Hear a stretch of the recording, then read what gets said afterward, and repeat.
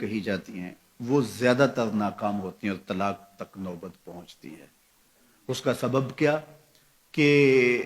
کچی عمر کے بچے اپنے جذبات سے فیصلہ کرتے ہیں اور ان کی نظر کے اندر صرف ایک دو چیز دیکھنے کی ہوتی ہے جس سے وہ فیصلہ کرتے ہیں، لیکن کہنہ مشق اور گرم سرد چشیدہ والدین اس بات کو جانتے ہیں کہ ہماری اولاد کی ترجیحات کیا ہیں اور جو ہے وہ ازدواجی زندگی کیسے خوبصورت گزرتی ہے۔ اس لیے وہ جو فیصلے کرتے ہیں وہ فیصلے جو ہے وہ بہت اچھے ہوتے ہیں۔ کبھی ایسا ہوتا ہے کہ اولادوں کو اللہ تعالیٰ فہم، فراست اور عقل و خرد کی فراوانیاں نصیب کر دیتا ہے اور والدین واقعتاً فہم اور سمجھ میں اس مقام پہ نہیں ہوتے، تو سعادت مند اولادیں اس وقت بھی اپنے والدین کو شامل کرتی ہیں اور ان کے فیصلے اچھے بھی ہوتے ہیں۔ لیکن عمومی طور پہ ہوتا ہے کہ چاہے وہ اسکول، کالج اور یونیورسٹی میں نہ بھی گئے ہوں والدین، لیکن ان کے تجربات عملاً جو ہیں وہ زیادہ ہوتے ہیں۔ اسی لیے فرمایا گیا سید عائشہ رضی اللہ تعالیٰ عنہ سے مروی روایت ہے، ایما امرأۃ نکحت بغیر اذن ولیہا فنکاحھا باطل فنکاحھا باطل فنکاحھا باطل، 3 مرتبہ فرمایا جو خاتون اپنے ولی کی اجازت کے بغیر نکاح کرتی ہے اس کا نکاح باطل ہے، اس کا نکاح باطل ہے، اس کا نکاح باطل ہے۔ تو عمومی طور پہ وہ نکاح جو ہیں وہ ناکام ہو جاتے ہیں، اس لیے کہ وقتی جذبات سے وہ رشتے جڑتے ہیں اور وہ ایک خاص عمر تک وہ جذبات ہوتے ہیں، لیکن اس کے بعد وہ رشتے ٹوٹ جاتے ہیں۔ ماں باپ کو پوری ترجیحات اور پوری زندگی کے سارے نشیب و فراز کا علم ہوتا ہے اور وہ ساری چیزیں سوچ سمجھ کے کوئی چیز جو ہے وہ طے کرتے ہیں۔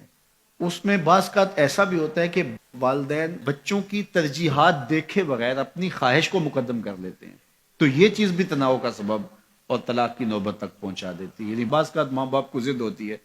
کہ میں اپنے رشتہ داروں میں ہی اپنے بچے کا نکاح کرنا ہے اور وہ بیٹی جو ہے اس کا مزاج نہیں جڑ رہا ہوتا، تو یہ خواہش اچھی ہے، لیکن اگر ان کی زندگی تلخ ہوگی تو اپنی خواہش کو اولاد کے لیے قربان کرنا ہوگا۔ بہرحال جو بھی ذرائع ہیں طلاق کے، جو بھی اسباب ہیں، محرکات ہیں، نتیجہ اگر طلاق تک پہنچ جائے، مرد کو پھر بھی اس کی مردانگی روک رہی ہوتی ہے اور عورت بلا جھجک جب وہ جذبات میں آتی ہے تو وہ طلاق مانگنے میں دیر نہیں کرتی، اور بہت ساری طلاق جو جذباتی ماحول میں ہوتی ہیں اس میں قصور خاتون کا ہوتا ہے کہ وہ طلاق مانگتی ہے۔ تو عورت کو کبھی بھی طلاق نہیں مانگنی چاہیے، ہاں اگر واقعتاً اس کا استحقاق بنتا ہے، وہاں زندگی گزارنا مشکل ہو گیا ہے، تو وہ عدالت میں رجوع کر کے خلا لے سکتی ہے۔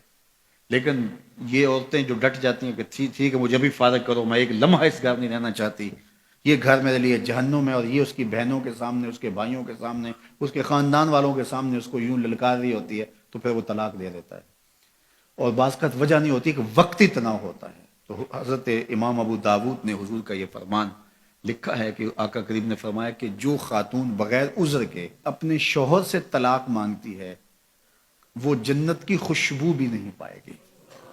اور جنت کی خوشبو 500 سال کی مسافت سے آنا شروع ہو جائے گی۔ تو جو بغیر عذر کے اپنے شوہر سے طلاق مانگتی ہے، تو یہ بات ذہن میں رکھیے گا کہ عورت نہیں چاہتی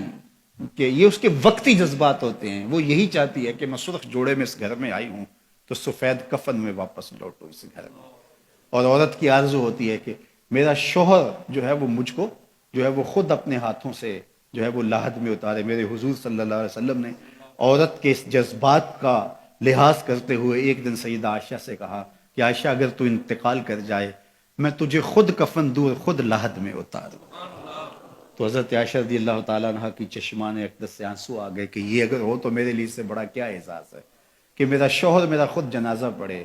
اور خود مجھے کفن دے اور خود مجھے لاحد میں اتارے۔ تو گھر ٹوٹنے سے بچیں، اور میاں بیوی کا جس طرح یہ دنیا میں رشتہ ہے تو یہ رشتہ آخرت میں بھی قائم رہے گا، اور جب خاتون جنت میں جائے گی تو یہ جو ہے وہ ان حوروں کی جو مرد کو جنت میں عطا کی جائیں گی، یہ ان کی سردار ہوگی، اور اس کا حسن و جمال ان سے فراواں ہوگا، اور اللہ تعالیٰ اس کو